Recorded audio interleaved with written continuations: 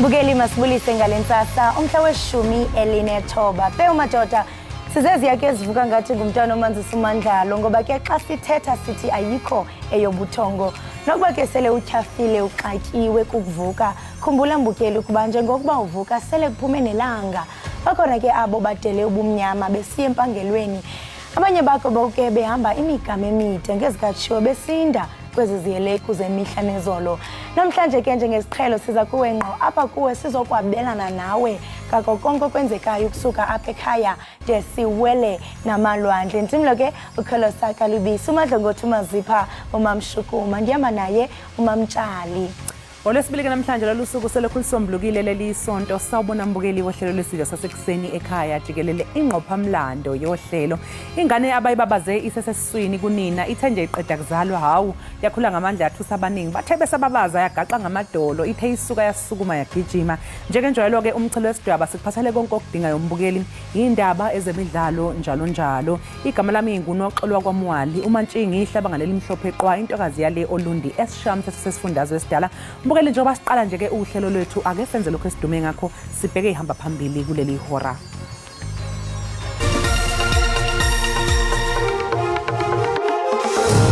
What is unfolding now in Gaza is beyond being unjust. It is genocidal. We are a people. Umengameli we-ANC uthi amazwe omhlaba angayishalazeli igameko zokubulawa kwabantu eGaza. Without a shade of a doubt, that gathering was not an elective conference of the NFP, but it was an illegitimate meeting. Igosa le-NFP lithi inkomfa yeliqela ibibanjelwe eThekwini yonyula ubunkokheli ibingekho mthethweni. Ukenan Mdlentshe uthi uza kuqhubeka nokuba ngunobhala Jikelele walo mbutho.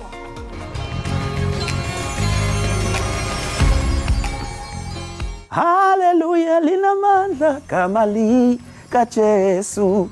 Sanibonani babukele emakhaya igama lami uSibubhana the gospel dude ngila ekhaya Jikelele keep watching ekhaya Jikelele siniphathele kumnandi umdlalo neindaba na yonke into oyithandayo. God bless you.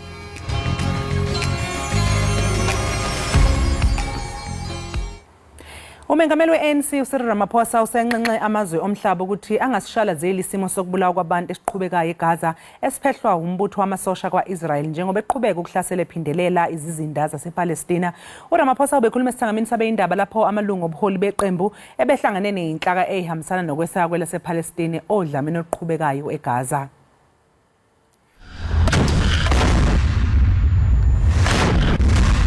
Izimo zalolu hlobo eziholele ekutheni umengameli we-ANC agcizelele ngokuphindelela amazwi ukuthi elakwa-Israel lifuna ukuvala ngehlahla eGaza njengoba liqhubeka nombhidlango walo wokuthungatha iHamas. What is unfolding now in Gaza is beyond being unjust. It is genocidal, and that is why we are dubbing it as a genocide against a people and a collective punishment against innocent people. uRamaphosa uhlabe ikhwelo lokuthi kutholakale ngokusheshsha isisombululo phakathi kwamazwe omabili. Wakhuthaza namazwe omhlaba ngokuthi mawangathalalisi ngalokho okwenzeka ePalestina.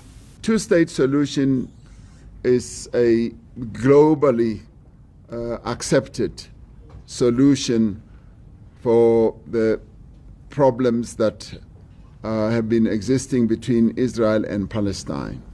The United Nations has articulated its view in that regard, and the African National Congress as well, and many other organizations.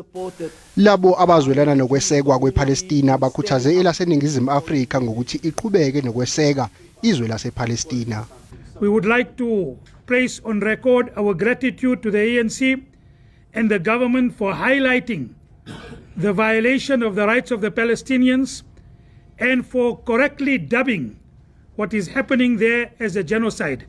South Africa has been resolute in various international forums. Izwe laseKhathali lifuqa ngamandla umzamo ukuthi kuqaliswe ngokuphuthuma ingxoxo zokuthi kubekwe phansi ikhali. Ziyabetha-bethana izimvo zabahlalutyi bezopolitiko emva kokuba lo wayesakuba ngumongameli welizwe uJacob Zuma ebhengeze ukuba akazukuyivotela i-ANC kunyulo lonyaka ozayo. Kwimpelaveki yokubuya kwakhe uZuma wothuse abantu abaninzi ngethuba esithi uza kuvotela umbutho omtsha obizwa ngokuba ngumkhonto wesizwe nanjengoko engayi kusebenzisana ne-ANC ekholelwa ngumongameli uCyril Ramaphosa. I'm not going to vote for the ANC, I'm going to vote for MK. And I'm calling MK members, ANC members, to vote for me, MK. Lesimemezelo siza ngesikhathi esibucayi njengoba iqembu iANC kungenzeka lingakwazi ukunqoba ukhetho ngamalengiso ngonyaka ozayo. Njengoba uZuma esekubeke kwacaca ukuthi weseka umkhonto wesizwe, umhlaziyi wezombusazwe uthi uZuma akalona nje ilungu leqembu elijwayelekile. Numerically and based on recorded statistics, Zuma will impact. If they allow this thing to get out of hand, it will impact on the electoral results of the African National Congress. Ngakolunye uhlangothi umhlaziyi wezombusazwe uDokotela Metshe Makgoba unombono ohlukile. Zuma's political influence in South Africa has been overstated, and I think it's high time this election should actually determine that the man is finished and he has no power to direct any political agenda in South Africa. Ephendula ngesimemezelo sikaZuma umengameli we-ANC uthe wonke umuntu waseNingizimu Afrika ukhululekile ukuveza imizwa yakhe ngokuthi uzovotela liphi iqembu nanokuthi kungani evotela lelo qembu. We have noted what he has said, what he has announced, and that is as far as we are prepared to go at this point in time. And everyone in our country is free to express themselves in relation to who they will vote for and why they will vote for them. Njengoba ukhetho lusondela wonke amehlo azobe ethenjo ukubona isiphetho salolu daba. I-ANC KwaZulu-Natal ithi owabe ngumengameli waleli qembu neNingizimu Afrika uJacob Zuma ukhombisa ukungalihloniphi leli qembu ngendlela ejulile lokuza emva kokuthi uZuma ephumele obala wadalula ukuthi angeke ayikhankasele i-ANC okhethweni likazwelonke ngonyaka ozayo. Kunalokho ke wanqanqa abalandeli bakhe ukuthi bavotele iqembu elibizwa ngokuthi umkhonto wesizwe. I-ANC KwaZulu-Natal ithi iphoxekile ngalowo engomengameli ngaphambilini umnumzana Jacob Zuma. Ithi isinqumo sakhe sokuhambisana nelinye iqembu lezombusazwe sikhombisa ukuyiphatha budlapha ongaholele ekutheni axoshwe embuthweni. Leli qembu lithi uZuma okwenza lokhu nje kade eyilungu elithembekile futhi kuthenjele kuyena iminyaka eminingi. A former president and an outstanding leader of our movement announces publicly his decision to vote for another political party and effectively campaign for that party, which we view as literally divorcing the ANC and leaving the ANC to another political formation. It is also no exaggeration to state that this is a form of gross ill-discipline. I-ANC KwaZulu-Natal ithi leli qembu elisha uZuma linqanqela ukwesekwa lingumbombayi. Ngizonicacisela ukuthi why ngithi lo mkhonto wesizwe ekamsholozi umbombayi. Ngaloko ke ukwenze kwacaca ukuthi usezihlukanisile no-ANC, ngakho ke usefaka amaphepha okuhlukana akaseyilona ilungu le-ANC. Le party kamsholozi ke ifonyishwe ngoSeptember and ukuvumile futhi ukuthi kwenziwe lokho ngomyalelo wakhe. I-ANC ithi nakuba uZuma esekhetha ukuyilaxaza kuhle kwenyongo yenyathi wamukelekile ukucabangisisa kahle isinqumo sakhe abuyele ekhaya. Eindabeni za SABC nginguvusi Khumalo eThekwini. Igosa le-NFP lithi inkomfa yeliqela ibibanjelwe eThekwini yonyulo obunkokheli ibingekho mthethweni. uKenan Mdlentshe uthi uza kuqhubeka nokuba ngunobhala Jikelele walombutho. Iqembu National Freedom Party benezingqinamba. Leli qembu laseko wayengumsondonzima ku-IFP uZanele kaMagwaza Msibi. Kuthiwa izinto ziqale ukubheda ngenkathi ehlaselwa i-stroke ngo-2014. Iqembu lahluleka ukubhalisela ukungenela ukhetho lomasipala ngo-2016. Kwathi ikhomishana ebhekelele ukhetho kuleli yanquma ukuthi balungise ubuholi beqembu. Ngempela sonto amanye amalungu aleli qembu abambe inkomfa yokukhetha ubuholi eThekwini. Kodwa uKhanana Mdletshe osewunobhala jikelele kuleli qembu uthi umhlangano wangempela sonto ubungekho emthethweni. Bekumhlangano ongekho emthethweni futhi bekumhlangano ongamukelekile ngoba akulandelwanga imigomo nemithetho yeqembu. Ubuholi obusanda kukhethwa buthi ibona obusemthethweni. Asuspendiwe eqembini umsakazi asikulungisa. Noma yiliphi ilunga alinawo amandla lokuvuka ekseni lenza manje ngacabanga ngakho nandlela afuna ngakho bese kuthiwa lokho kusemthethweni. Ngo-2019 iqembu NFP lakhetha ubuholi obuphezulu enkonfeni eyayibanjelwe eLundi.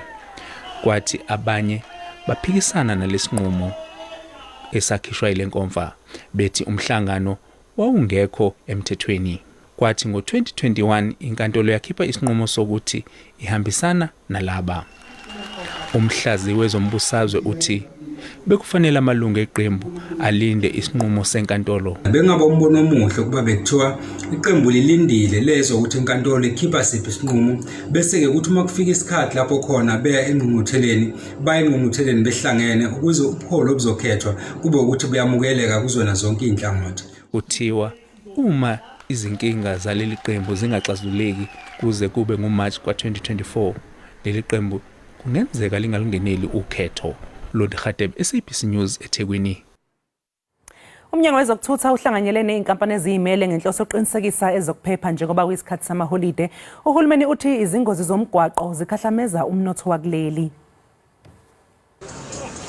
Ngokombiko wanyakenye wezokuphepha emgwaqeni, ingozi zomgwaqo zinezindleko ezinkulu emnothweni, kanti ingozi ezibalelwe emaphesentini angama-60 zenzeka ngempela sonto bese kuthi ingama-40 zenzeke phakathi nesonto.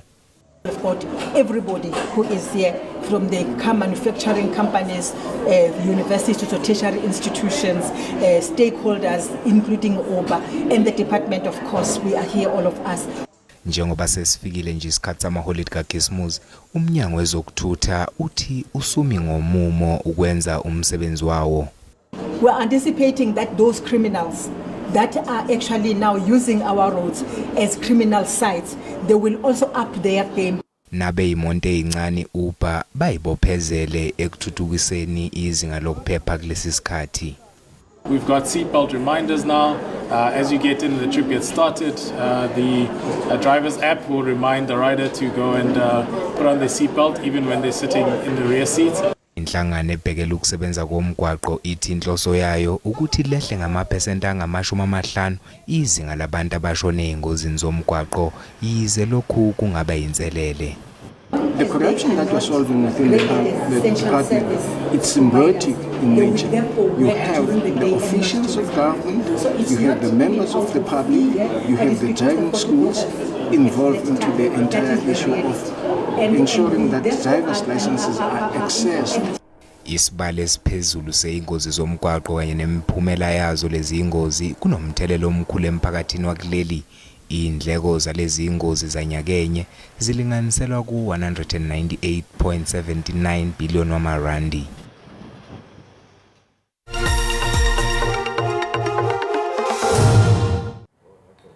Beluphezulu uhwebo lwerandi eyimakethe izolo ngesikhathi kuvalwa eJohannesburg Stock Exchange. Irandi libiza u-18.52 edoleni lasemelika libe u-23.46 kupondo kanti lingu-21.24 ku-euro. Ipula laseBotswana libiza u-1.37 umphongolo. Ibiphansi inkomba yezabelo eJSE. Igolide libiza $2,022 i-ounce, iplatinum libiza $957 i-ounce. Uwoyela ongahluziwe ubiza $79.03 umphongolo.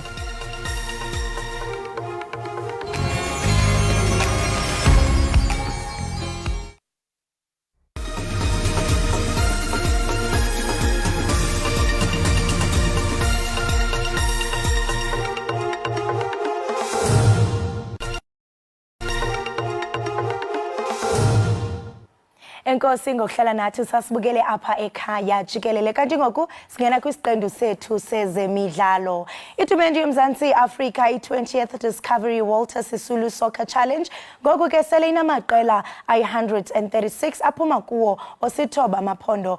Quka ke nowamadoda nabasetyhini kunye necandelo lamakhwenkwe neminyaka engaphantsi kwe-17. There are elements that we have worked on them. One, it was to be honest to ourselves what we want to achieve, and also come hard on development. You know, development, it's a long-term play. On the women football, we've grown. I mean, we've got now 24 teams here, women football. We started with 6, we went to 8. We're not looking at the prize. The prize will come after. We just want to win.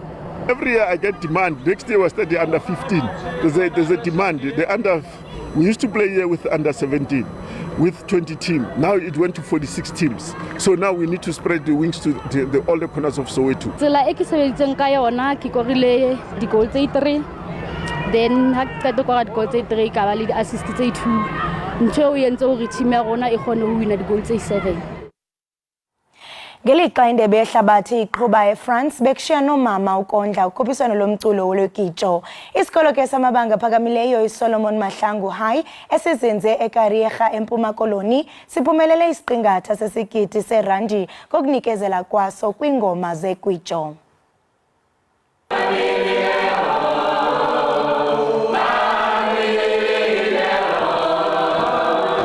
Eli ligwitjo laziwa njengophambili ngeWar lidumile kakhulu apha eMzantsi Afrika.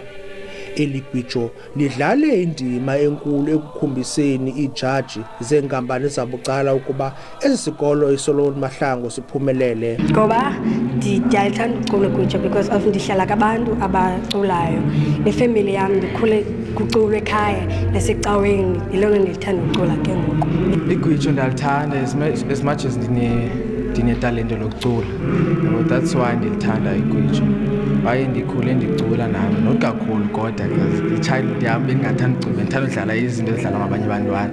Utitshala kunye nabahlali bakulokishi akanobuhle nabo bachulumancile ngezi ziphumo. Ngela xesha bendivuya bendonwabile ngoba ke ngoku siye saprepare nabantwana eziklasini and sonke bekuba mnandi xa siprepare. So ukuthatha ii-videos sizifake kwi-website yaka-MTN iye yayinto endivuyisayo. Naso isikolo sabafundi abangaboni kakuhle ikhanyisa sizenzele igama kwingoma zamagwitjo. Mina ngumulu mama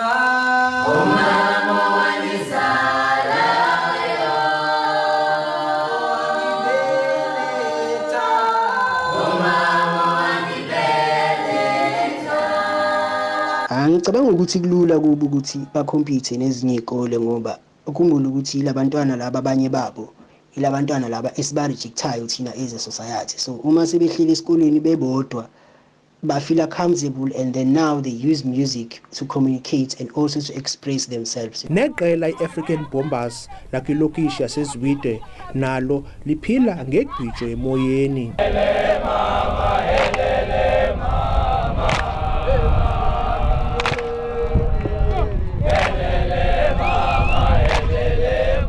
Xa kugwitjwa into eyenza ukuba noba ubungekho kule nto ngokwengcinga but igwitjo liza kuthatha likwenze likubeke kule ndawo uphilwa kuyo ngoku nokuqinisa inhliziyo xa ubusoyika.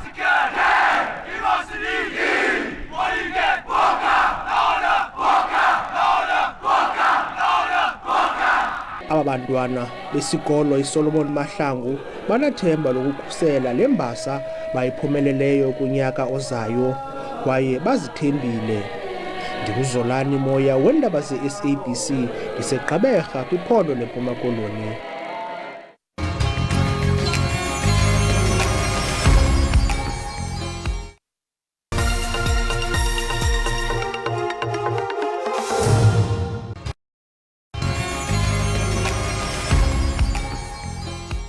Samukele mbukeli lapha ekhaya Jikelele kanti mangabe siqhubekela phambili nezindaba esiziphethe namhlanje uma sekuyisikhathi samaholiday asehlobo kuvamile ukuthi senyuke ngesivinini isibalo sabantu abalimalayo abanye balimala ingozini zomgwaqo abanye bayithola ke behlaselwa imigulukudu kanti kwesinye isikhathi ukuhilizisana phakathi kwabantu kuholela ke ekutheni bagcine belimazana ngezikhali ezahlukahlukene konke ke lokusho ukuthi ke izikhungo zezempilo kanye nezisebenzi zibhekana nomsebenzi onzima wokwelapha nokuhlenga impilo yabantu kulesi sikhathi sokuphela konyaka ukuze ke siqonde kabanzi mayelana nezinhlelo zomnyango wezempilo ezimayelana nokulungiselela kwawo kulesi sikhathi semukela ke iphini likangqongqoshe wezempilo udokotela Usibongiseni Dlomo.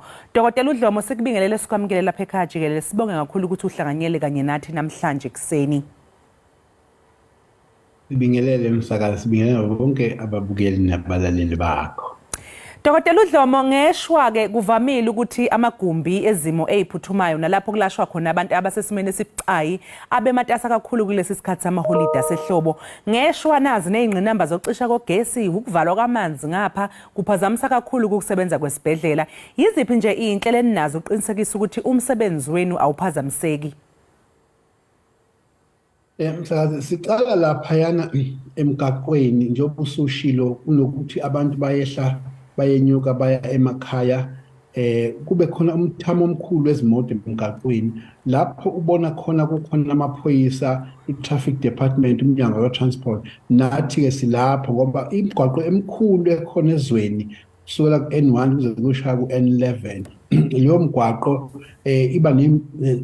iba busy kakhulu so kusenzela ukuthi noma ziba khona izingozi esifisa abantu zingabe ziningi kuba khona lapha emakhoneni nama-ambulance wethu azotshala nje kule migwaqo yonke izoba yi-1500 wama-ambulance azobe khona kuwo wonke ama-province ukubanga ukuthi lo the wavelelwa ingozi emgaqweni noma esimweni sezimoto akusona kungathathi isikhathi eside ngaphambi bafike esibhedlela kube khona usizo oluphuthumayo so lokho nje kukhona into esesithi ngokwezempilo i-golden hour ukushesha ufike nje kumuntu olimele engakapheli i-hour elimele kuyasiza kakhulu onesi ama-paramedics bazi ukumbhandisha bafake i-drip ashesha afike esibhedlela. Number 2 ukhulume kabanzi ngale ndaba ukuthi abantu siyasibona besijabulisa kuze kweqe kanti bethi bejabulile kukhona abafuna ukuthi bagwaza abanye badubule abanye bese ba umthamo omkhulu abasebenzi bethu ingakho nje sibabonga abasebenzi bethu lapha ebhedlela uma-ambulance abangezothatha lutho nje ikhefu abanawo neza ama-leave ngoba sobe sicake kakhulu yebo zikhona ibhedlela esesathola i-exemption ugesi ungacishi futhi-ke uzosisiza kule ndawo eziphuthumayo ama-emergency kodwa for number 2 khona nama-generator afikile ukusilekelela ezindaweni kuyaqhubeka nokuthi kube khona ibhedlela ezingafakwa ngaphansi kohlelo lwengcindezi kagesi ukuthi ucishe kuzona kodwa kakhulu ukubonga nabasebenzi bethu abangazothatha ama-leave nokuthi sibafisele ukuthi noma besebenza kunzima kangaka kodwa nabantu bethu emphakathini behlise ingozi bengase kwenzeke zingenzeki bavimbe ukuthi kwenzeke ingozi ezoba nomthamo omkhulu abantu abalimalayo nabafika esibhedlela zethu. Dr. Dlomo ungasho ukuthi mhlawumbe ukusetshenziswa noma ke ukuphuza kwamanzi amponjwana nakho kuba nomthelelo omkhulu ekutheni ama-ICU kanye nezindawo nezibhedlela zigcwale kakhulu ikakhulukazi kulabo abantu abasuke behilizisana ngezikhali kusuke kukhona iziphuzo okusamponjwana okusuke kukhona.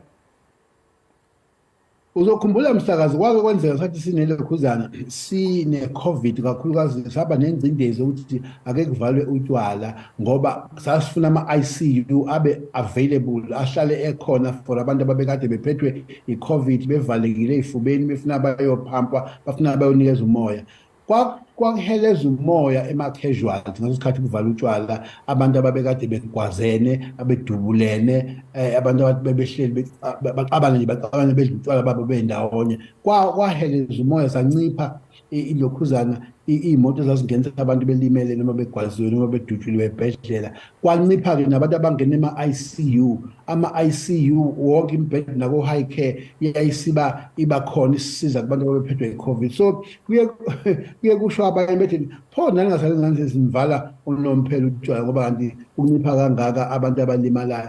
Akukho-ke emandleni ukuthi sivale utshwala unomphela, kodwa nje sinabo ubufakazi bokuthi abantu bebejabule kweze kweqa bayadubulana, abanye bagwazane, abanye bashayele budedengu bese kugcwala ama-casualty, kugcwala ama-ICU, kugcwala nama-high care. So ngempela utshwala bunawo umthelela wokwandisa ingozi nokushona kwabantu, abanye ngey'ngozi emgaqweni nabanye behlala nje emakhaya ngoba usephuze kakhulu, kube khona ukuthi usenenhliziyo encane yathukuthela kwazo omunye yadubula omunye.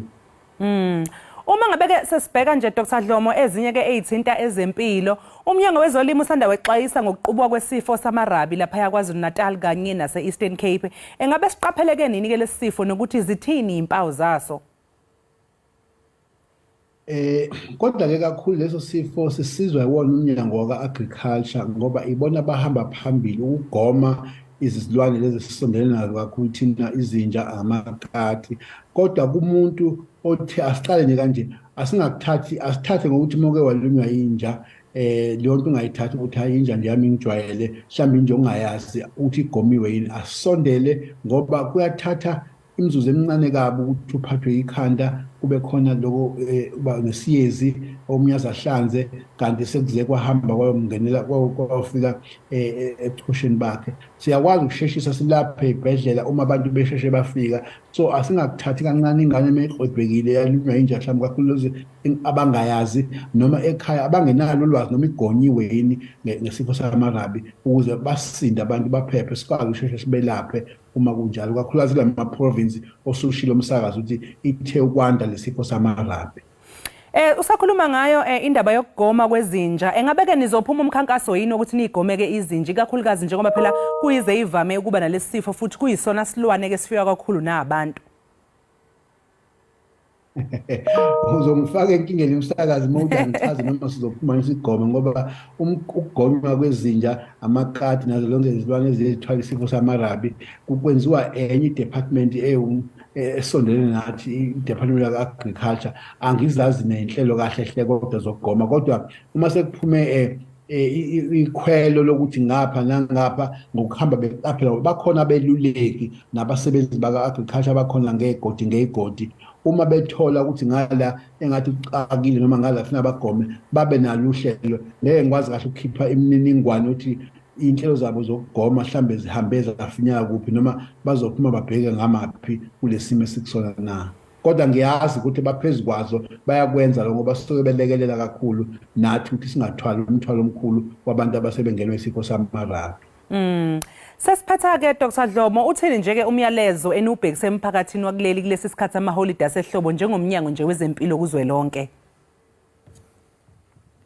Ukucela nokulungisa umsakazi ukuthi njengoba sesize sadedela abantu bethu abanye bangawathatha ama-leave, kakhulukazi sibabonga, singeke sibayeke ukubabonga abasebenzi bezempilo, asibalekelele nathi ngokwehlisa iy'ngozi engase zingabi naso isidingo. Le nto esiyakuyibona abaka-transport ukuthi ungahambe amahora angaphezu kwamabili emgwaqweni ungatholanga ikhefu, ukuphume nje umoya, ushawe umoya, ungasebenzisi amanzi amponjwana uzoshayela, nokuhamba ngesivinini esikahle. Imigwaqo ihlala injobi nje, ithina esishintsha isimo bese kuba khona iy'nkinga. Siyacela baqaphele kakhulu nokuthi nje ukujabula kwethu akuhambe kahle phela, kungahambi nokuthi phakathi kwako sekunokuthukuthela ukubanga sidubulane sibulalane bese kugcwala umthamo omningi wabantu ey'bhedlela.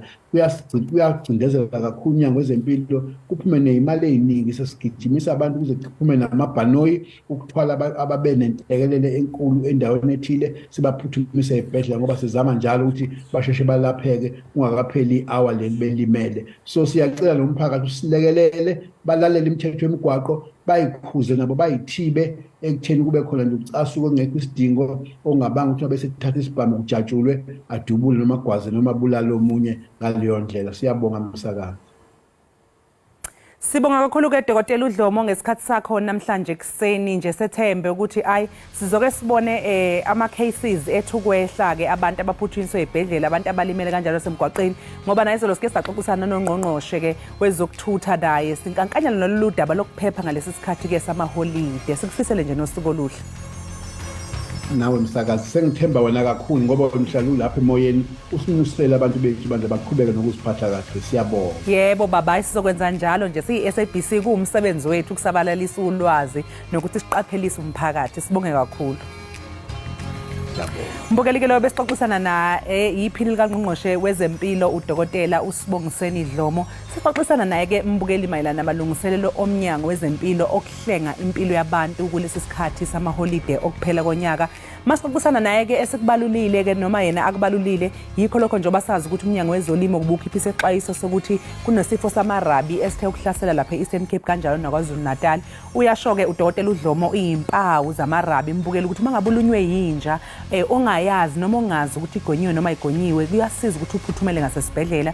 Izimpawu zokubona ukuthi lesi sifo ngabe sesekungenile yikho ukujuluka uyasho ukuthi ukuphathwa yikhanda abanye bangaze bagcine sebebuyisa nokubuyisa.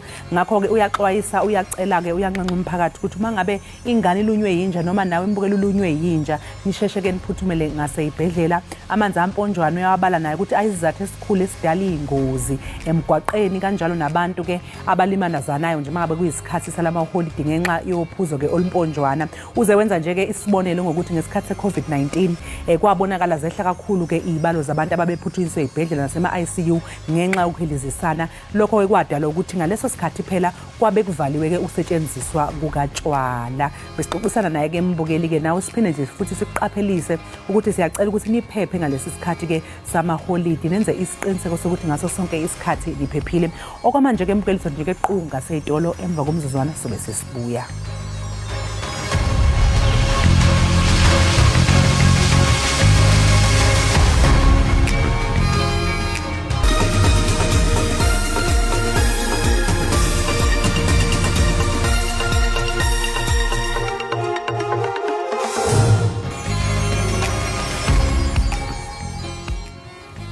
Siphinde ke sikomkele mbukeli lapha ekhaya Jikelele sibonge kakhulu ngokuthi ke uhlanganyele kanye nathi.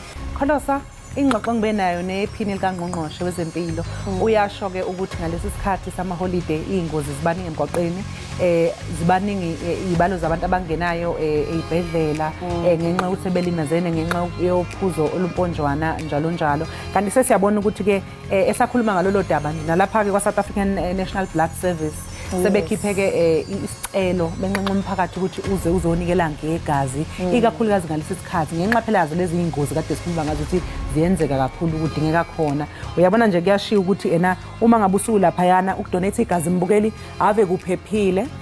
Ayikho iriski ebakhona ngoba uyaxilonga ngaphambi kusasa nje imzuzu engama30 kuphela only 30 minutes ukuthi uhambe uyonikela ngegazi. Phakathi kwezinye mbukeli izinto abazikhankanyana into kubana nje ukho lokhu singena kulo ixesha leziyunguma njengokutshila into kubana zithe iqolo ukuxhaphaka isiganeko apho sibona ezindleleni into kubana kusabalala igazi. Bayatsho ke into kubana mbukeli esona stock abangenaso nguye utype B+ no O elo hlobo logazi bayakunqanqaza ke mbukeli into kubana no blood O bangaba mhlambe uyazazi into kubana ku blood O sondela ngasentla kuba kaloku wena mamtshali xa ujonga ublood O uyakwazi ukusebenzisana nabantu balapha eMzantsi Afrika because uninzi lwazo uyakwazi into kubana lu-align negazi lakho ungumuntu.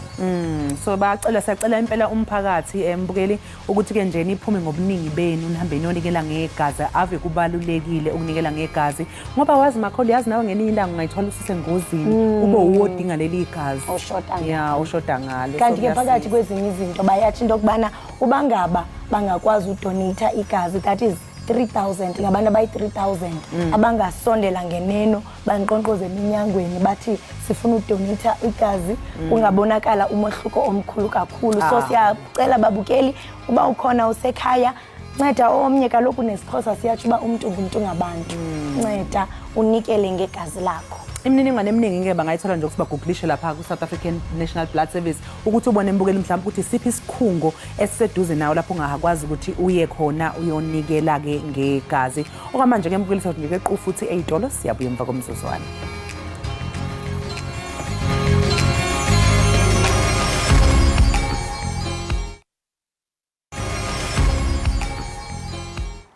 Enkosi kakhulu ngokuhlala nathi usasibukele apha ekhaya Jikelele.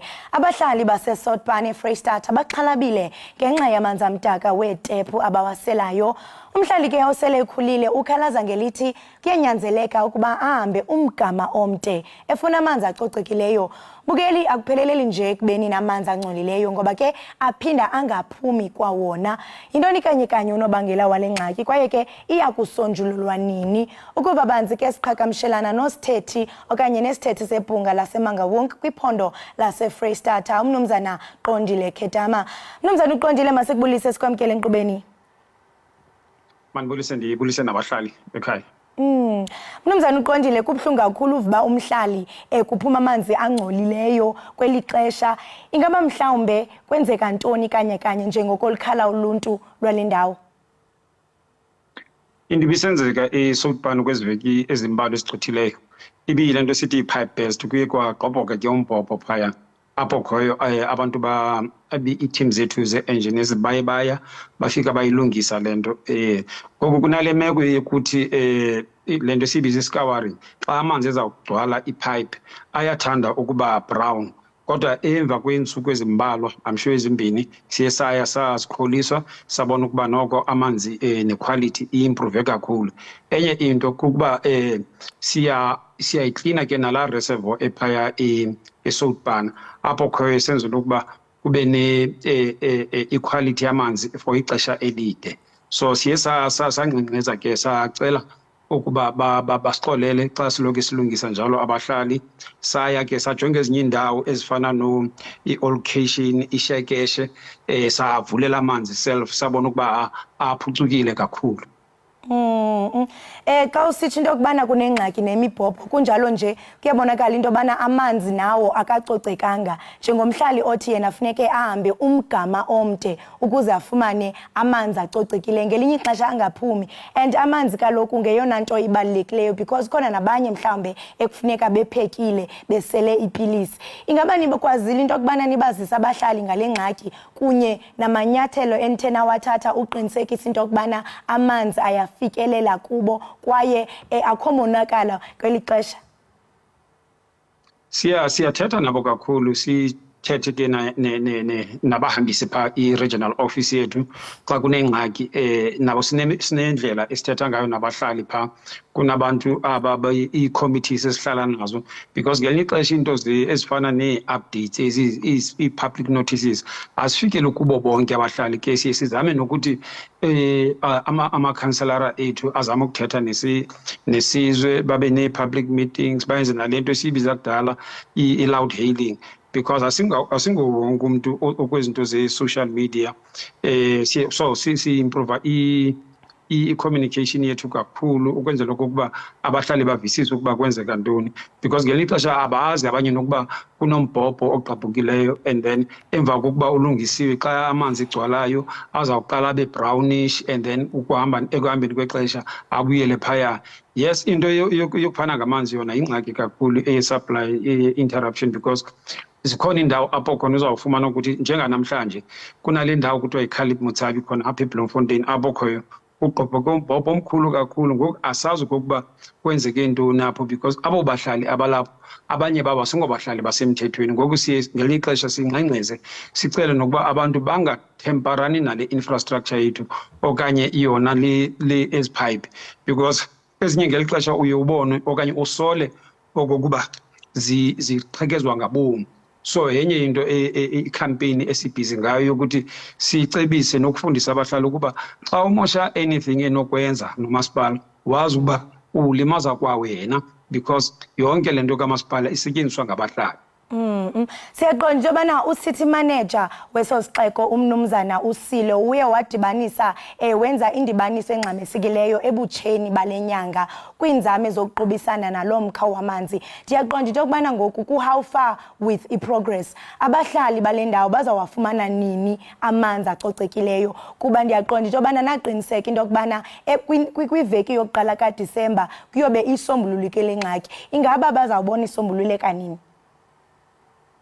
Le besibizele yona ke ucity manager ile yaseMaselsport apho khona ke besibhizi ngereservoir. Ireservoir yalunga kwa ngelo xesha ndicinga ukuba sathatha amalanga amane, kodwa apho khona ke besiphana water tankers kodwa yalunga amanzi anequality asikoni kakhulu amanzi abantu bawafumanayo. kunezinye ke area njengale nithetha ngayo iKhalib Motsabi ngumsebenzi omkhulu kakhulu ozawuqala namhlanje ukuthi kulungiswe phaya ozawulungiswa ngaba bethu esisebenza nabo okanye i-service providers zethu eze-Vaal Water bona ke bazawulungisa and then sizawusoloko sithetha ke nabahlali ukuba bakuphi na sebezawugqiba okanye khona into okufanele siyithethile nabo kodwa le city manager ebesebenza ngayo ngiyase-Muscle Sport enye ye-reservoirs ezethu ezinkulu kakhulu ezithi xa ve ubuhlungu okanye zingasebenzi kakuhle ubukhulu babantu base-Bloemfontein North ne-part ye-South babe nengxaki yokuthi bafumane amanzi kodwa ke ndithetha uba siye sawulungisa lomba silibele ngawo sisebenza ukuya phambili ngezinye ii-challenges esinazo nje ezisoloko uzawufumana ukuthi kunapha apho khona kufanele kulungisiwe kune-leak and all that lo msebenzi uphumela phambili every day apha ku-municipality. Mnumzana uqondile ndiyakuva into yokubana ukhankanya into yokubana ezinye zendawo ezithe zachaphazeleka ziye zafumana ii-water tankers. Ndiyafuna uqonda into yokubana kuyo le ngxaki yamanzi ingaba mhlawumbe phantse zonke indawo ziye zakwazi into yokubana zifumene isisombululo sethutyana okanye unganabisela ngezisombululo enithi ninazo ezethutyana uqinisekisa into yokubana niyayisombulula le ngxaki nakubeni ke nisajonge the long term solutions. Le sine iprogram yethu ye-maintenance apho kona sizawutsho sibhizi sijongane nesi kakhulukhulu ii-reservoirs zethu zizo sibhizi nazo kodwa asisebenzisi sodwa sisebenza naba abamanzi okanye i-board le i-Vaal Water because ngabo kakhulukhulu abaphana ngamanzi kwi-Bloemfontein kodwa ii-team zethu eziMangaung Metro nabo abe-Vaal Water ziyavana kakhulu basebenza bonke ngexesha elinye apho kufanele kusebenze i-Vaal Water khona siyadibana sithethe sikwazi nokucebisa abahlali apho khona kusebenza iMangaung Metro siyathetha sidibanise ingqondo kodwa ndizama ukuthi ke ngumsebenzi omkhulu kaloku le nto eyamanzi and ngumba ojongane ne-South Africa yonke siyiMangaung Metro sizama ngako konke ukuba abahlali bafumana amanzi kakhulukhulu uninterruptedly ngamanye amazwi ngaphandle kokuphazamiseka. Enye into ebalulekileyo kakhulu ukuthi fanele kube neenkozo esizifumanayo ngamanye amazwi abahlali nabo fanele bahlawule iinkozo ukwenzela okokuba le nto esithi i-maintenance ikwazi ukwenzeka lonke ixesha. Ingaba nijongene mhlambe nengxaki yesiseko esingundoqo esidala that is i-infrastructure kwaye ndiyakuva into yokubana uyamemelela uluntu into yokubana luhlawule inkonzo. Ndiyathanda into yokubana uphoswe amazwi okulumkisa uluntu njengoko kaloku sikwixesha leziyunguma siyaqonda into yobana uluntu luzawufuna mhlambe ukusebenzisa izinto ezifana nokuqubha kwi-swimming pools. Ungathini mhlambe amazwi njengowaphoswa kuluntu uqinisekisa into yokubana bayawonga amanzi ngeli xesha likaxakeka? Into ebalulekileyo kakhulu leyo nakuzo zonke i-statement i-updates nalapho sithetha khona sithethe ngokuba abahlali bawonga amanzi because ayanqaba okanye senqabile kakade and enye into ukuthi sizama ukugcina ii-reservoirs zethu ziphezulu kakhulu zikumgangatho ophezulu ukwenzela okokuba ngeli xesha lonyaka ekakhulukhulu apha ehlotyeni i-demand iphezulu kakhulu kungakoko ukuthi lonke ixesha xa sithethayo siye sicele abahlali ukuba mabanakekele amanzi bangamoshi and kwezinye indawo njengaphaya le uthetha ngayo yapha i-Muscle Sport apho khona kune-problem northern part Bloemfontein siye sabacela nokuthi bakhe bamise kancinci nge-swimming pools and so ufikela ii-reservoirs zethu noko ziresponda kakuhle nokuthi sikwazi ukuphana ngamanzi basic amanzi bavisise kakhulu siye sabona ii-reservoirs zethu zigcwala and xa ndithetha nawo nje imeko ibuyele esicingeni futhi imeko ikakuhle siphana ngamanzi ngokuqhelekileyo. Masibambe ngezibini ngexesha lakho siyathemba into yokubana le nyewe izawusombululeka ngokukhawuleza okudibene nonqama. Enkosi kakhulu mnumzana. Sibulele.